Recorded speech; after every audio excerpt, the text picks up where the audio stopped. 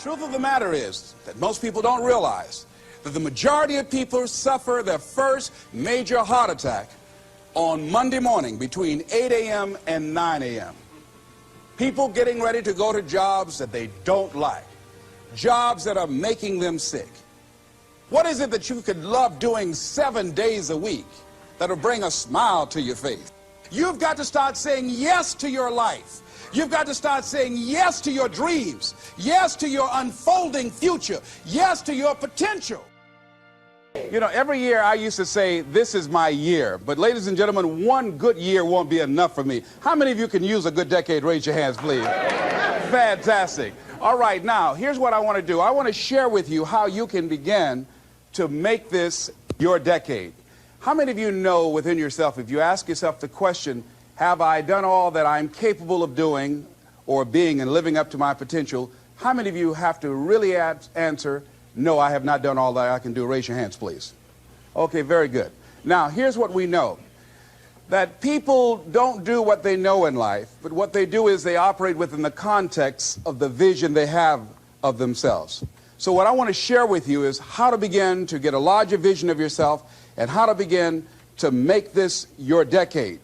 Because in order to do that, it's going to be very challenging. It's going to require a lot of work on your part, an ongoing process of personal and professional self-mastery. And it's going to require that you begin to see yourself worthy of the requirements in terms of effort, in terms of commitment, in terms of action, in terms of preparation, or whatever it is that you need to do in order to take your life where you want to take it. So one of the first things I ask you to do is I want you to look at your life right now. And think about something that's important to you, something that gives your life a sense of value.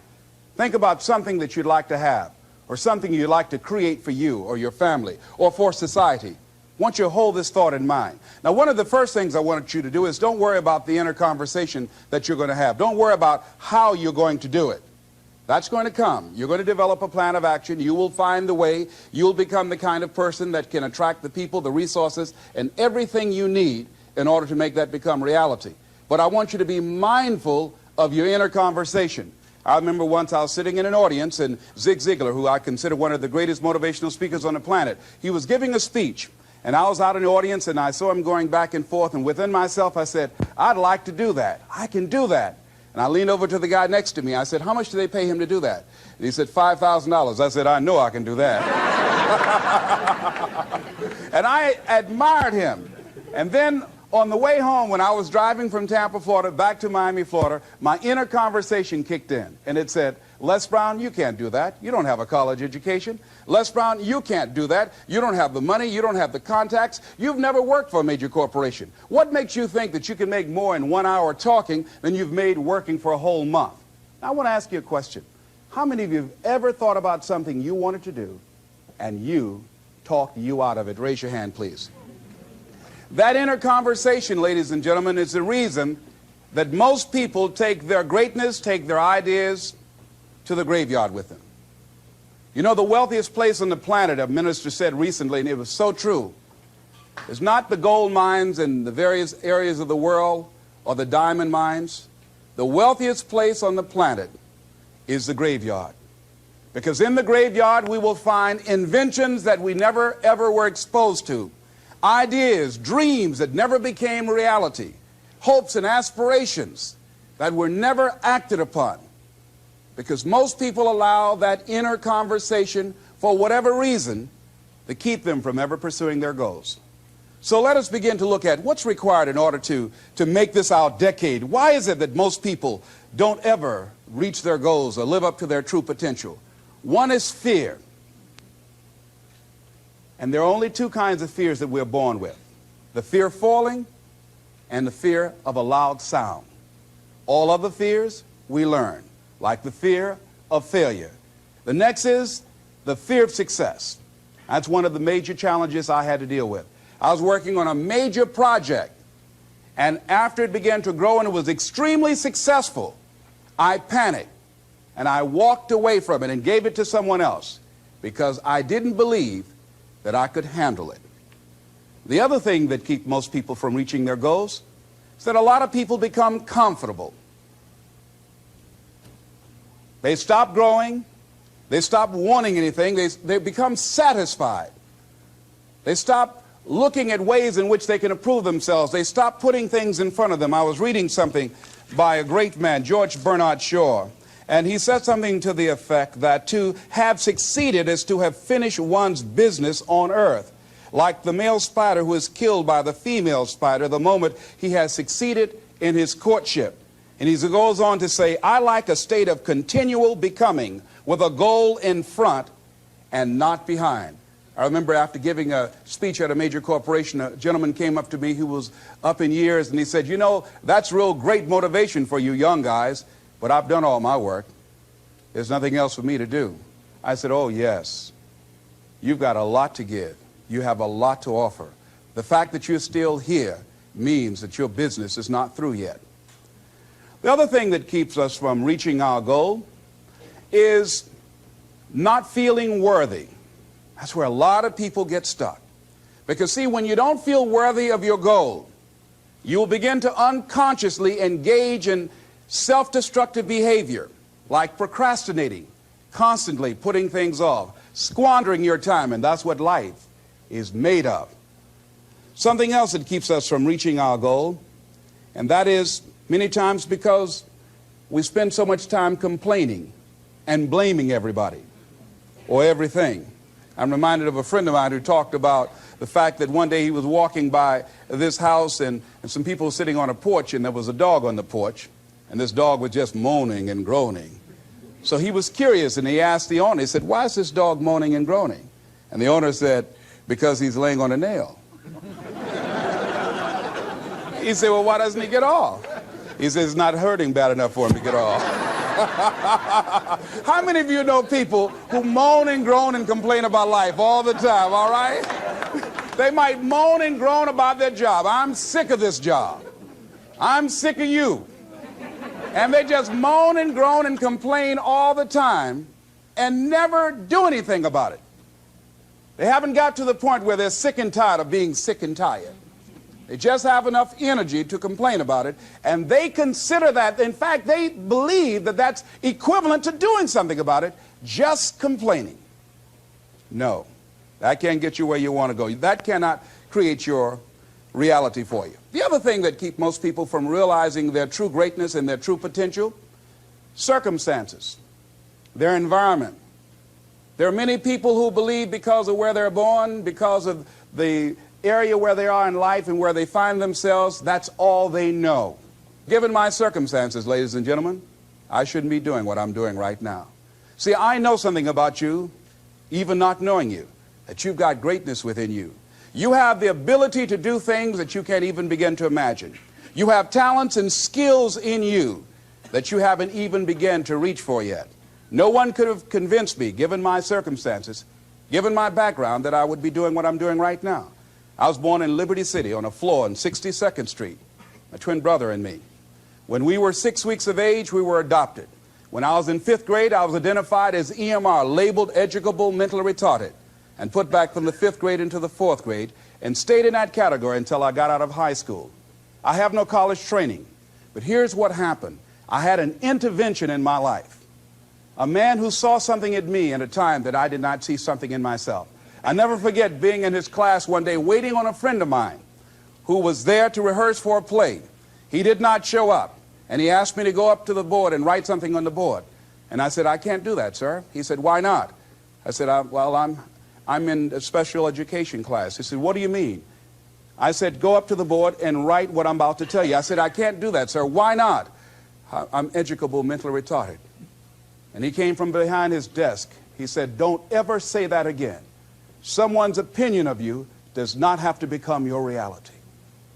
And that changed my life. It was Oliver Wendell Holmes who said that once a person's mind is expanded with an idea or a concept, it can never be satisfied to going back to where it was. So some of you are going to experience a breakthrough. Some of you are going to go back and look at your dreams and brush them off. Some of you are going to begin to look at yourself and say, hey, look here, I know I have not done all that I can do.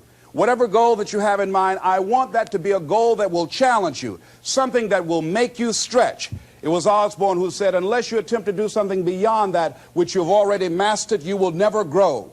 What is it that you looked at some point in time and you decided that you couldn't do it? that you talk yourself out of it. Whatever it is, bring it back out there. How you're going to do it, that will come to you in due time. So you don't get in life what you want, ladies and gentlemen. You get in life what you are, not what you want. And see, the good news is that we can always become more by working to develop ourselves. So the first process of making this your decade, you've got to begin to take a look at your life and look at where are you right now? What are your strengths? What are your weaknesses? What gives your life a sense of fulfillment, a sense of joy? What does a full, rich life means to you? What is it that you could love doing 7 days a week that'll bring a smile to your face? Think about that. In all the areas of your life, your professional life, your personal life, your family life, your spiritual life, what is it that you'd like to have? Once you begin to determine that, that takes you to the next step. And that is, once you decide what it is that you want, now you've got to decide that you deserve that. Repeat after me, please. I deserve the best that life has to offer. I deserve to find my purpose in life.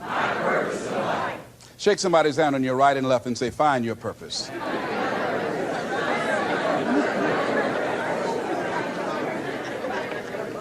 Do you know by actively pursuing your purpose, it could perhaps extend your life? The number one killer in this country of all the diseases we have, heart disease. That's the number one killer. And if you ask most people, when is it that the majority of people have their first major heart attack? Some people will tell you as a result of obesity, or smoking cigarettes, or high cholesterol, or high blood pressure. And all of those are contributing factors. However, the truth of the matter is that most people don't realize that the majority of people suffer their first major heart attack on Monday morning between 8 a.m. and 9 a.m. People getting ready to go to jobs that they don't like, jobs that are making them sick. You see, when you're not pursuing your goal, you are literally committing spiritual suicide.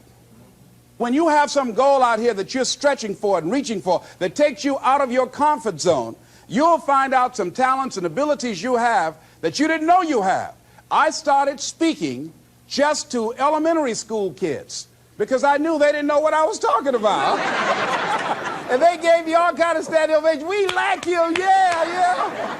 Then I graduated up to junior high school and then to senior high school and then to various community groups and church groups and civic associations and then to colleges and to businesses. Now I'm traveling across the country and then traveling nationally and internationally. But I never would have discovered what I'm able to do right now if I wasn't willing to take a chance. And you've got to be willing to do that. You've got to believe in yourself. I was doing work for a major corporation and they were having a major downsizing. Just another terminology for major firings. And so the people that were working there, they approached them and said, listen, you are eligible for early retirement. We will give you a buyout package of $300,000 if you take it within this time frame.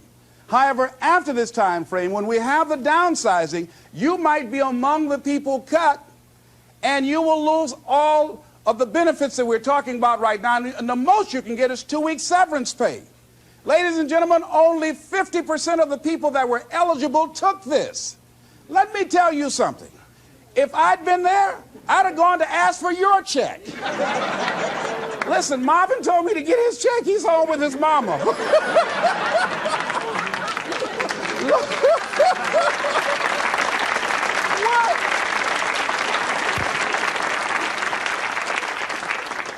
I would have taken that money so quick and had other people checks.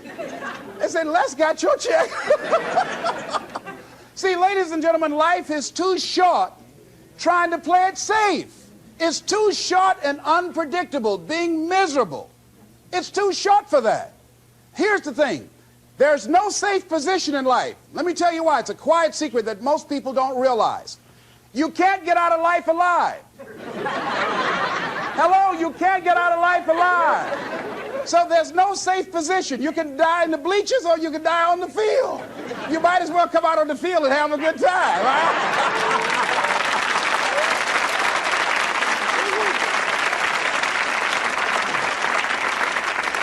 So if you want to make this your decade, you've got to decide to be bold. See, you got to be bold in life. You got to take life on. I remember I was at a major corporation. I had to give a presentation, and there were two guys sitting across from me, and the guy said to the other fellow, looking at the last two finalists, and that involved my firm and their firm, said, listen, looking at the credentials, this guy doesn't have any credentials. We have an advantage here. We've got 2 PhDs between us. I got up and I went in the bathroom and started talking to myself. I said, Les Brown, what do you care about their 2 PhDs? You have 6 children and a mama to take care of. And I went in that meeting, and first of all, I went there walking bold, looking good, feeling good, and smelling good, all right?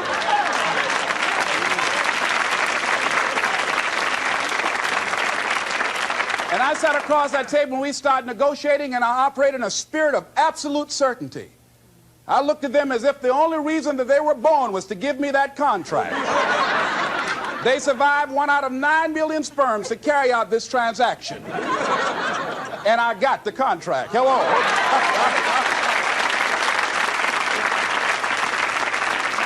So you've got to decide to be bold. Most people go through life trying to creep. No, no, no.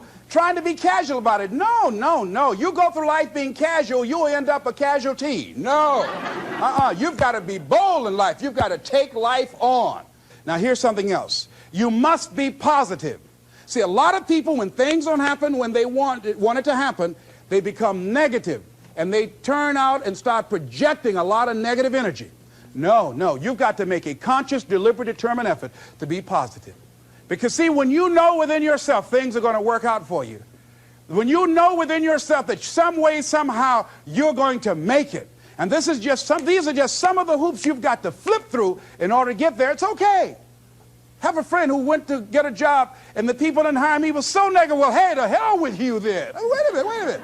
They just don't have a job today. Don't burn your bridges behind you. Don't talk about the guy's mama. Come on. All right? Oh. Now, here's the last thing. If you want to reach your goal and have a competitive edge, you've got to be hungry. A lot of people love me to tell this story. When I got out of school, you know, my first major goal was to buy my mother a home, and my hero in broadcasting was Paul Harvey, and I wanted to become involved in broadcasting, and I loved the disc jockeys that were on the air, and I wanted to become a disc jockey. And Mr. Washington said something to me that I'll never forget, who was my mentor in high school. Repeat this. Whitney Young is his quote. It's better to be prepared, for an opportunity, and not have one, than to have an opportunity and not be prepared. See, so I started working to develop my communication skills and expand my vocabulary. I started visualizing myself being a disc jockey. I saw myself on the air having a talk show and playing records and people listening to me. That was my vision. That was my dream. I held that in mind constantly. And I would practice all the time. Practice makes what? Perfect. Absolutely not. Just dislodge that from your mind. Practice only makes improvement. Perfection doesn't exist. They need to take it out of the dictionary. It doesn't exist. Practice only makes improvement. You can always better your best. You have not done your best work yet. As long as you're here, you have a chance to transcend yourself. So don't believe in perfection. It doesn't exist. It only makes improvement. So I would practice every day. And finally, I went over to this radio station, asked a guy for a job named Mr. Butterwall, and I said, how you doing, sir? I'd like to get a job. I was working on Miami Beach at the Fontainebleau Hotel at the time. The Jackie Gleason and the June Taylor dances were famous. And my favorite program on television, most people would not remember, John Beresford Tipton. Hi, my name is Michael Anthony. I have a check for $1 million. How many of you remember that program, all right? The Millionaire, that was my favorite program on television, you know. So this is my fantasy, you know, and every time we would drive from Miami Beach, I would fantasize, oh, that's the house. When I get my million, I'm going to buy my mother that home over there. So that's my fantasy. So I went up to Mr. Butterball, and he said, do you have any radio experience? I said, no, sir. You have any background in journalism? I said, no, sir. I said, but I can never get experience if you don't give me the opportunity. I've been practicing a lot, sir. He said, I'm sorry, we don't have any job for you. I said, thank you, sir. He didn't know my reasons for being there. My reason, I wanted to use radio as a means to earn the money to buy my mother a home. I went back to the radio station again. I said, how you doing, Mr. Butterball? My name is Les Brown. I know your name. Didn't I just see you here yesterday? I said, yes, sir. I said, y'all have any jobs here? Didn't I tell you yesterday we didn't have any jobs? Yes, sir, but I thought maybe somebody got fired or resigned. I didn't know, sir. I went the next day. How you doing, Mr. Butterball? He said, yes. And I just didn't take it personal. How you doing? So y'all have any jobs here? Didn't I just tell you yesterday and the day before we didn't have any work? Well, I thought maybe somebody died, sir. I didn't know. I went the next day, showed up like nothing was wrong, like I saw him for the first time. How you doing, Mr. Butterball? Y'all having here? He said, boy, make yourself useful. Go get me some food. I said, yes, sir. See, many times when you want more, you've got to be willing to pay your dues. So I became their errand boy. I would get their lunch and their dinner and all kind of food for them. After a while, I would take the food to them in the control room, and I would not leave until they would ask me to, and I'd watch them working the controls, and I'd memorize their hand movements. And pretty soon, they would trust me with their cars to go pick up entertainers that came into town, entertainers like Sam Cooke, Dinah Ross and the Supremes, the Four Tops and the Temptations. I would drive them all over Miami Beach in the disc jockeys' cars. I didn't have any driver's license, but I was driving like I had some.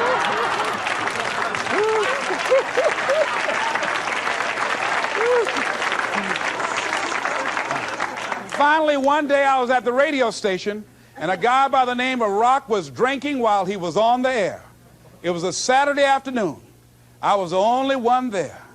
None of the other jocks were available. And I was looking at him through the control room window, saying, drink, Rock, drink. Drink, Rock. I'd have gone to get him some more if he'd asked me to. Drink, Rock. Pretty soon the phone rang. It was the general manager. I said, hello? He said, Les, this is Mr. Klein. I said, I know. He said, Rock can't finish his program. I said, I know. He said, would you call one of the other DJs to come in? I said, yes, sir. I hung the phone up. I said, now he must think I'm crazy. I called my mom and my girlfriend, Cassandra. I said, y'all come out on the front porch and turn up the radio. I'm about to come on the air.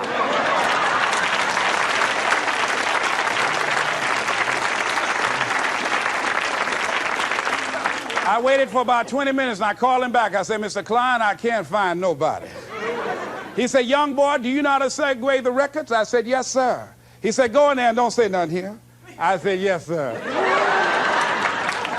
I couldn't wait to get behind those controls. I put the headphones on. I said, look out, this is me, LB Triple P, Les Brown, your platter playing papa. There were none before me, and there will be none after me. Therefore, that makes me the one and only. Young and single and love to mingle, certified, bona fide, indubitably qualified to bring you satisfaction, whole lot of action. Look out, baby, I'm your love man. I was hungry.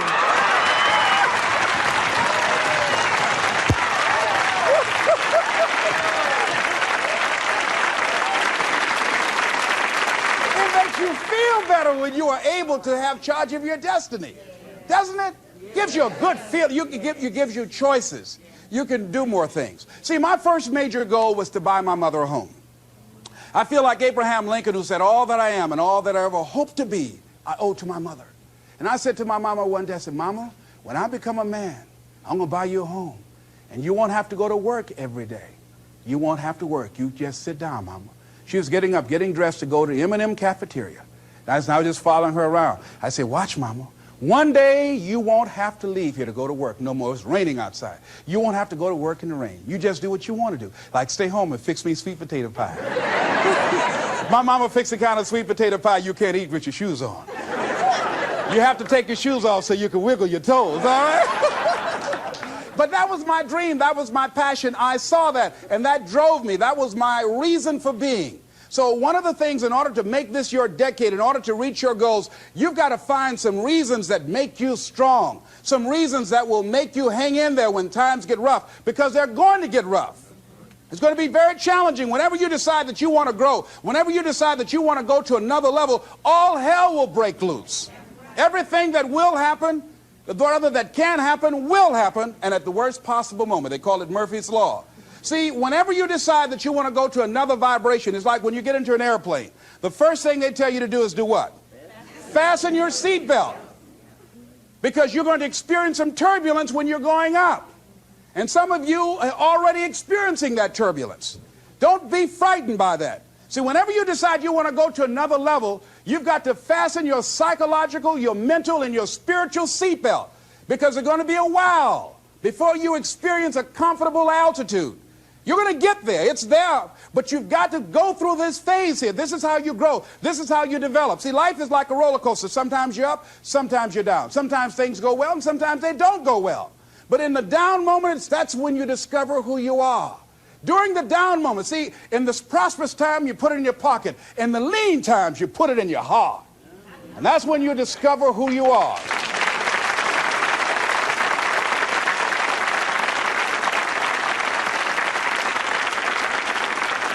So find 5 reasons that empower you.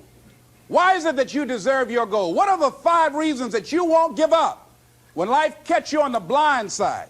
When the messenger of misery visits you, what are you going to do? What will keep you in the game when life knocks you to the canvas? See, the Buster Douglas that fought in the last fight was not the Buster Douglas that fought Mike Tyson. See, the Buster Douglas that got knocked down while fighting Mike Tyson had gotten out of an alcohol recovery center. His mother had died. His wife was ill with a terminal illness. He was considered a nothing, a bum. So when he got knocked down, Buster Douglas had a reason to get back up because he said, I'm dedicating this fight to the memory of my mama. But when he fought the last fight that he had, and he got knocked down, and he had a guaranteed $24 million in his pocket, whether he got up or not, he just said, hurry up and count me out.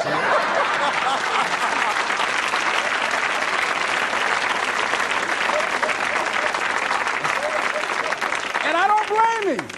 Why get hurt? Say, no, why'd you leave so soon? Somebody's about to get hurt, me. So you've got to have some reasons that when life knocks you down, and it's going to. Hello, it's going to knock you down.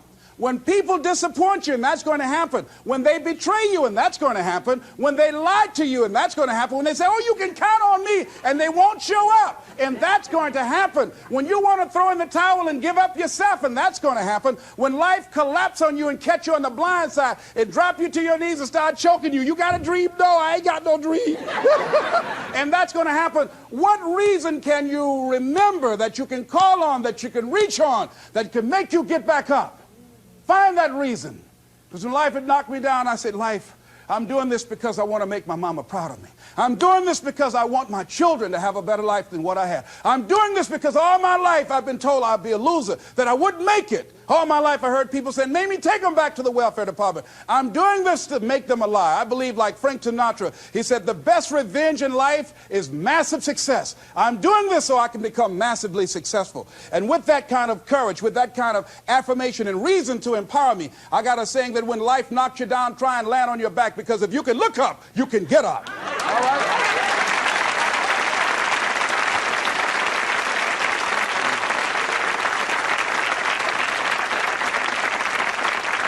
So when you run out of money, when things don't work out for you, when things happen that you could not anticipate, what are the reasons that you can think of that can keep you strong, that can keep you in the game, that will be your rod and staff to comfort you, that can be your bridge over troubled waters? Those reasons are very important. Nietzsche said, if you know the why for living, you can endure almost anyhow. So find out the reasons that you do what you do. Find out the reasons that will make you strong, that will make you walk by faith and not by sight, that will make you pursue your dream when everybody is against you or don't believe in you no more. And let me tell you something, that's a lonely feeling. It's a lonely feeling, particularly people that you're doing it for, or people that stand to benefit the most, or people who should be the #1 members in the encouragement club, but they end up saying, you can't do it, and they become members of the discouragement club. Oh, it hurts very badly. I know what that's like. Have people that you love close to you that look at you with that look and say, why don't you try something else? Why don't you give up? I said, but this is my life. I have got to do this. Les, you had a good job at Sears. That man like you. Mama, I can't go back to Sears. I can't do, I got to be my own boss. I can't do that. I mean, you know, it's, ladies and gentlemen, you know, when you work on a job that's dead end, you can see the ceiling already. It's like going in the middle of a movie. And after you've seen the movie, sitting back through that over again, there's something missing. You know the hero is not going to die. You know what the outcome is already. And so that's why a lot of people, a lady was telling me, she said when she went to work, it felt like a refrigerator fell on her shoulder as soon as she stepped in. Because she knew she'd gone as far as she could go. See, they're paying her just enough to keep her from quitting, and she's worked just hard enough just to keep from getting fired. How many of you know people like that? Raise your hand. The ones of you didn't raise your hand, you the what? I'll just tease it, all right? Here's something else. Make a commitment to be happy. See, you know, I have you laughing a lot. See, life is too short going through it looking homely, tired, and ugly. Sometimes we take life too seriously. Oh, no. Make a commitment to be happy. Find little things just to get tickled about and laugh. Find ways to be happy in the moment. A lot of people say, well, I'll be happy when I pay off all my bills. No, no, no. I'll be happy when I get my divorce. Oh, no, no, no. I'll be happy with the children gone. Oh, no, no. You want to be happy now. See, there are no guarantees. No one say you're going to be here 2, 3, or 4 years from now. So you want to be happy right now, in the moment. Repeat after me. I must make a commitment. I must make a commitment to be happy. To be happy. Right now. Right now. Right now. Right now. Is all I got. All I got. Shake somebody's hand on your right and left and say, you deserve to be happy.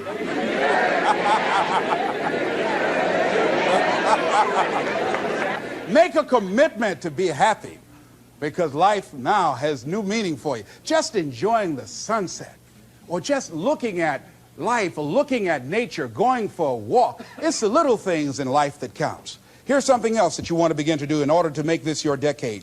You want to begin to get all the toxic people out of your life. Hello? Energy drainers, get them out of your life.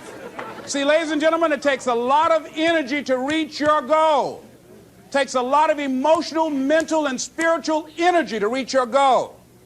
And you can run faster with 100 who want to go than with one around your neck. See, there are two kinds of relationships. Sid Simon talks about this. Nourishing relationships and toxic relationships. Nourishing relationships are the relationships that inspire you. They motivate you. They bring the best out of you. Toxic relationships are relationships with people that always criticize you. All they can do is find fault. All they can do is just exploit your weaknesses. All they can do is remind you of the mistakes that you've made in the past. These people are bad for your health. Toxic people can run your blood pressure up. One apple can spoil a whole barrel. One negative energy drainer can spoil your whole life. I know people whose lives have been ruined because somebody wasn't good for them. See, there are some people that aren't good for you. Hello? They aren't good for you. You've got to get them out of your life. See, a lot of people put up with a lot of foolishness because they don't want to die by themselves. Here's what I believe. I believe in a one-to-a-box theory.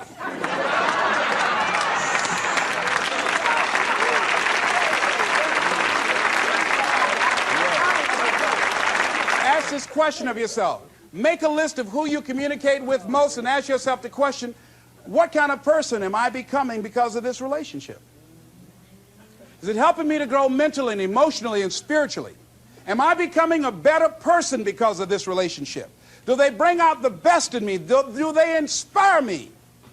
Do they encourage me to develop my greatness? Do they make me stretch? So you got to look at the people in your life and find out, what kind of person are you becoming because of that relationship? My mother used to say, birds of a feather flock together. You run around with losers, you will end up a loser. Unconsciously. Unconsciously, you will pick up their ways, you will pick up their habits, you'll pick up, most importantly, their attitude about life. If you're around cynical, negative people all the time, you will become cynical and negative. So you got to watch yourself. Many of us are living out the lives of other people, living out their conclusions, living out of their consciousness. The other thing is that you begin to looking at your life and looking at what it is that you want to achieve. Another crucial thing that you must do is align yourself with powerful people. Align yourself with people that can encourage you, people that can empower you, people that you can learn from, people that you can grow from. That's very important. See, if you have people around you that can contribute to your growth. When I wanted to become a speaker, I joined the National Speakers Association. I wanted to be around the Dr. Norman Vincent Peales, the Zig Ziglars, the Dwayne Dyers. I wanted to be around people that were doing what I wanted to do. I wanted to learn from them. And you want to do that too. You want to align yourself with people who think like you, people who dream like you, people who want more out of life, people that are stretching and searching and seeking some higher ground in life, as opposed to the majority of people. Somebody said, always strive to get on top in life because it's the bottom that's overcrowded. And see, you don't want to be on the bottom. See, it's easy to be on the bottom. It doesn't take any effort to be a loser. It doesn't take any motivation, any drive in order to stay down there on a low level. But it calls on everything in you, ladies and gentlemen. You have to harness your will to say, I'm going to challenge myself. Sometimes I have to pull myself out of bed and say, come on, Les. Things I know I should do, I don't do. Things I shouldn't do, I do. I found that the biggest enemy you have to deal with is yourself. There's an old African proverb that says, if there's no enemy within, the enemy outside can do us no harm. So think about that.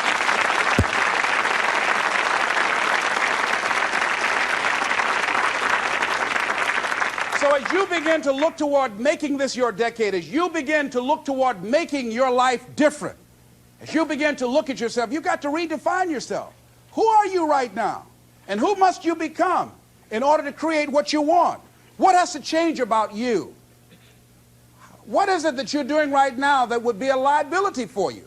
As you begin to look toward the future and take inventory of yourself, what is it about you right now that you've got to leave this behind because this no longer fits? Looking at where you want to go and the kind of person that you must become, the kind of standards that you have for you. What is it that you must do differently? Repeat out to me, please. If you want to keep on getting what you're getting, keep on doing what you're doing. See, that doesn't take an Einstein for that one. Am I right?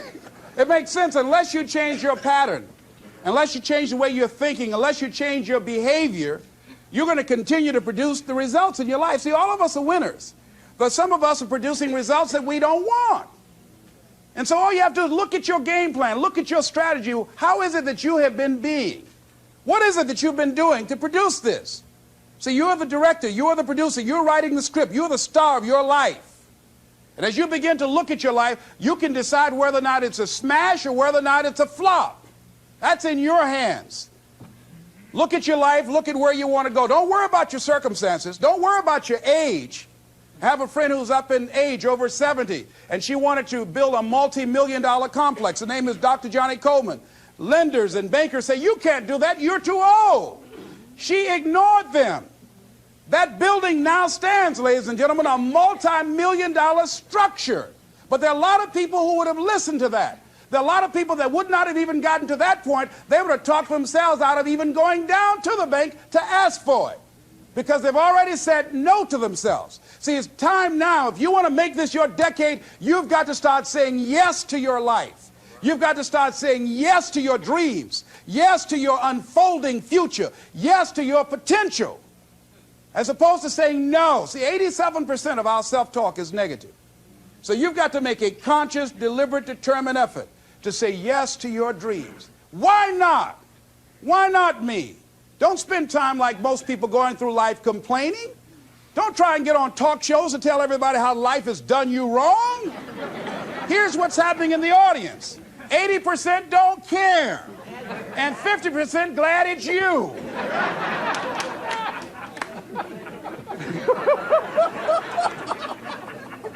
All right? So when you know that, you'll go around cry, oh, you know what they did to me? Who cares? Get away from me before they come back.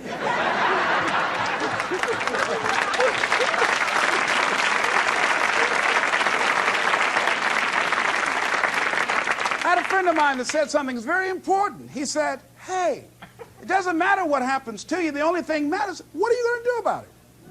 That's all that matters. Okay, life knocked you down. What are you going to do about it? How long are you going to sit there and say, you know what they did to me? How long? Who wants to hear that racket? Use that energy to get up from there and move on and get on with your life. You got to learn to let the past go so you can grow. Many people never act on their dreams because they allow their past experiences to determine what their possibilities are. Whatever you've done in the past, that's not a reflection of your possibilities. That's just a reflection of your consciousness. That's just a reflection of your development and your growth. The future is unfolding for you right now. The future is unlimited for you right now. No one knows where you can go. No one knows what you're capable of or what's possible for you. You don't even know that. I had no idea, ladies and gentlemen. No one could have convinced me that I was able to do this. I never forget, I was speaking in Detroit, and a high school friend of mine saw me afterwards, and he was backstage. He said, "I can't believe it's the same person." And I thought for a moment, and I said, "It's not. The person you know, he's gone.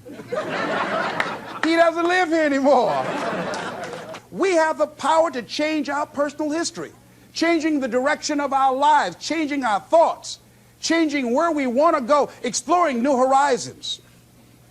So as you begin to look at this decade and affirming that this is your decade, as you set goals that will make you stretch, that will bring out the best in you, as you begin to remove the negative, toxic people from your life, as you decide to take some chances in life, and that's one of the things that's very important. Viscard said, if you're not willing to risk, you cannot grow. And if you cannot grow, you cannot become your best.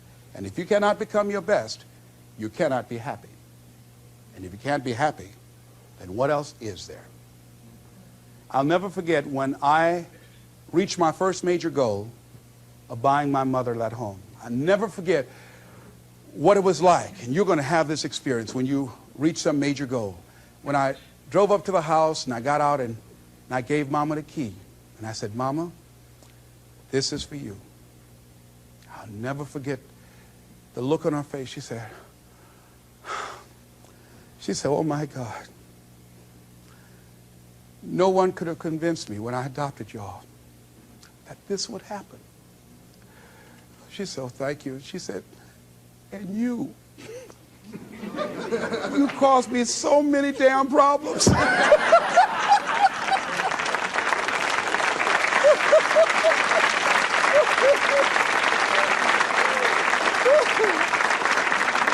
I was just one of those kids that had a lot of energy.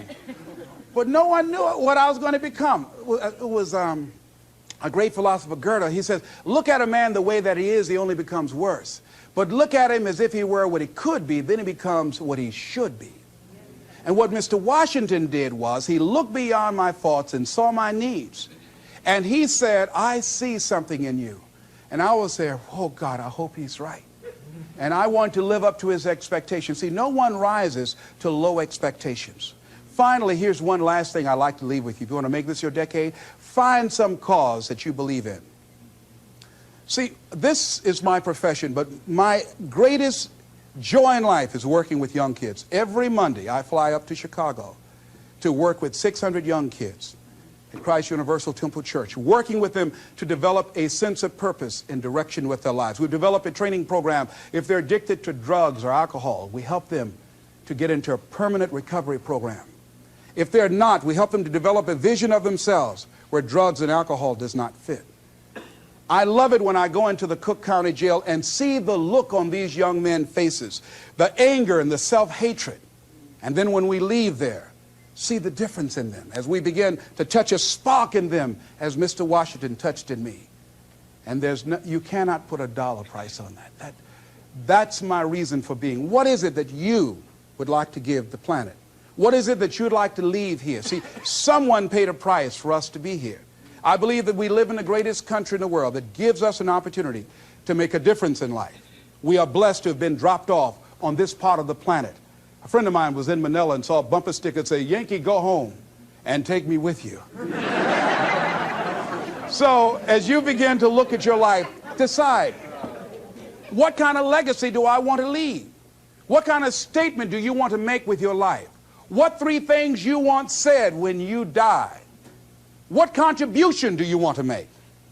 I don't know what you want to do. I don't know what you want to achieve with your life. Here's what I know about you, and about you, and about you, and about you. That you have greatness within you. That you have things and gifts and talents that you've been bestowed with.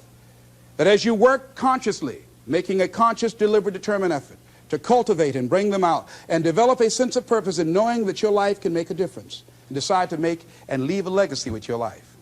I say to you that the planet will never be the same again because you showed up. As you begin to look toward the future and affirm that this is your decade, this is what I like to leave with you that I'm known by. It's become my motto. And it says simply this: what do you want to do? My goal is to be the best son that I can be to my mother. My goal is to be the best father that I can be to my children. And my goal is to create a drug-free America, be the best motivator that I can be. Whatever your goal is, this is what I like to leave with you. It says simply this: that if you want a thing bad enough to go out and fight for it, to work day and night for it, to give up your time, your peace, and your sleep for it, if all that you dream and scheme is about it, and life seems useless and worthless without it, and if you gladly sweat for it and fret for it and plan for it and lose all your terror of the opposition for it, and if you simply go after this thing that you want with all of your capacity, strength and sagacity, faith, hope, and confidence, and stern pertinacity, if neither cold poverty, famish, or gulf, sickness, or pain, of body and brain can keep you away from the thing that you want, if dogged and grim you besiege and beset it, with the help of God you'll get it. This is Mrs. Mamie Brown's baby boy, Leslie Calvin Brown, saying it's been a plumb pleasing pleasure as well as a privilege. Thank y'all here.